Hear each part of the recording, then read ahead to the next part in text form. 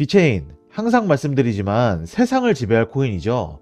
물류에 이어 현재는 환경 문제까지 해결하고 있는 코인이며 우리 세대에 이 코인을 매수만 해두면 대대손손 먹고 살 만한 수익률이 나올 것이라 의심치 않고 있죠. 어제 중국의 코인이 전체적인 급등으로 인해 비체인이 한 번 더 주목을 받고 있고 또 돈이 되는 이슈를 바로바로 찾는 게 우리 크립토피아 아니겠습니까? 그래서 금일은 중국 규제 관련 호재 한 가지 및 이슈 그리고 전망까지 준비했습니다. 비체인으로 내 인생을 10년 안에 바꿔보실 분들은 피리끝까지 시청하시길 바라겠습니다. 먼저 기분 좋은 호재부터 체크해 보겠습니다. 암호화폐 전문 매체 코인데스크에 따르면 홍콩에서 개인 투자자들의 암호화폐 거래가 가능해질 전망이라고 합니다. 이 홍콩증권선물위원회 SFC는 공식 홈페이지에서 규제를 준수하는 암호화폐 거래소에 개인 투자자 거래를 허용할지 여부를 결정하기 위해 본격적인 논의에 들어갔다고 발표했습니다. SFC 대변인은 비트와 이더 같이 시가총액이 큰 암호화폐도 홍콩 암호화폐 거래소에 상장될 가능성이 있다고 전했는데 이에 따라 중국 자금이 시장에 유입될 수 있을 전망이 더욱 강력해졌습니다. 하지만 또 완전하게 수용하겠다는 뜻은 아닌 듯한 게 줄리아 렁 SFC 위원장은 거래소에 대한 우리의 기조는 동일 사업, 동일 위험, 동일 규제라는 대원칙을 유지하는 것이며 새 규제에 대비하기 위해 기존 시스템을 검토하고 수정에 들어가야 한다. 라이선스를 신청할 계획이 없는 암호화폐 사업자들은 홍콩에서 사업을 폐쇄할 준비에 들어가야 할 것이며 라이선스가 있는 운영자는 거래될 토큰을 평가하기 위해 토큰 승인 및 검토위원회를 구성해야 한다 라고 덧붙였습니다. 이와 같이 SFC는 거래를 허용할 때 발생할 수 있는 투자자 보호 대책도 무게를 두고 논의할 것이라고 강조했고 리스크 관리와 지식 테스트 등 안정장치가 있는 거래소에서 대형 코인 거래만 가능할 예정이라고 했습니다. 이렇게 암호화폐 투자에 대한 엄격한 규제 기조는 유지하는 모습이고 일단 비트와 이더와 같은 대형 시총 코인들만 거래할 수 있도록 하는 모션을 취하고 있죠. 이번에 SFC가 발표한 제안의 핵심은 거래소 운영자가 토큰에 대한 실사를 수행하고 감독해 규제를 준수하고 있는지 평가할 것이고 또 보안상 결함이 있는지를 확인하기 위해 토큰에 대한 스마트 컨트랙트 감사도 수행해야 하며 증권성이 있는 암호화폐는 거래가 불가하다는 것입니다.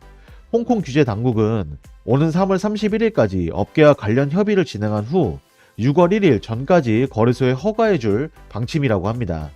앞서 SFC는 지난해 1월 소매 투자자가 기존 거래소의 일부 암호화폐 관련 파생 상품에 접근할 수 있도록 허용한 바 있기에 긍정적인 결과를 기대하고 있습니다. 이런 SFC 발표에 대해 블룸버그 통신은 이렇게 평가했습니다.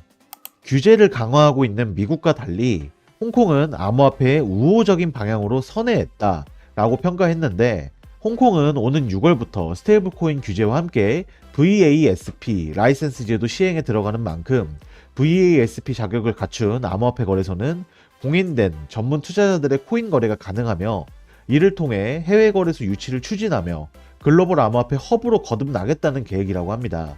글로벌 암호화폐 거래소들의 법인이 있는 세이셸, 세인트 키츠 네비스보다 홍콩의 브랜드가 세계적으로 더 좋은 평가를 받고 있기 때문에 거래소 라이선스 신청이 상당할 것으로 보고 관련 인력도 확충하고 있다 합니다.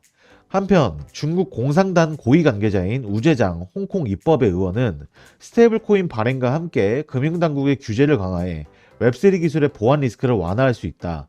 디지털 홍콩 달러를 스테이블코인 형태로 발행하는 것도 좋은 선택지가 될 것이라고 주장한 바 있다고 합니다. 이런 기사와 데이터를 봤을 때 올해 안에 규제가 풀릴 확률은 이제 90%가 아닌 99% 확률로 오른 모습이고 정부가 저렇게 순순히 오케이 하겠다는 건 이미 중국은 암호화폐 시장에 발을 담그고 있다 이렇게 해석이 될 수도 있는데 이러한 의심의 증거라도 보여주듯 중국 트레이더 크립토 판다는 이렇게 언급했습니다. 나는 이미 중국이 완화할 것이라는 걸 알았다. 중국인민은행 PBOC의 대규모 유동성 주입이 암호화폐 시가총액 급증과 일치한다는 사실을 알아차렸다 라며 중국의 완화 이야기가 현실이고 중국은행이 2023년 2월에 유동성 주입을 늘렸다고 주장했습니다. PBOC의 이러한 움직임은 일반적으로 암호화폐 가격의 급등으로 이어질 것이고 중국의 상승 내러티브는 완화에 있으며 PBOC의 움직임 또한 일치하는 것을 보니 중국 관련 토큰 보유자는 2023년 6월까지 추가 이익을 기대할 수 있다라고 언급했습니다. 실제로 작년 12월 31일부터 비체인은 현재까지 상승률이 100%를 넘어섰습니다. 그런데 규제 완화 가능성이 유지되고 규제 완화까지 된다면 과연 어디까지 날아오를까요? 이 추가적으로 단연 비체인의 호재는 규제 완화뿐만 아닙니다. 현재 수백 개의 회사가 탄소 관리를 위해 비체인 기반 SaaS 플랫폼인 비카본을 사용하고 있는 모습입니다. 비카본 프로토콜의 설계는 탄소 발자국을 줄이기 위해 24개의 온실가스 배출량 산정 기준 및 보고 지침을 제공하고 있죠. 비카본 프로토콜에는 많은 용도가 있지만 사용자는 이를 사용하여 탄소 배출 계획을 구체적으로 수립하고 원시 데이터를 입력하고 탄소 배출을 추적할 수 있다 합니다.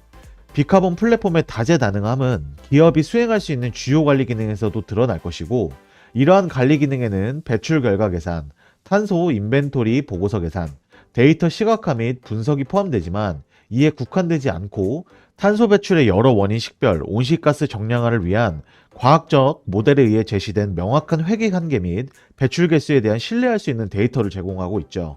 이러한 비체인의 행보는 기후변화, 지속가능성 및 투명성과 관련하여 새로운 영역을 개척하기 위해 선호되는 글로벌 프로토콜이 된 모습입니다.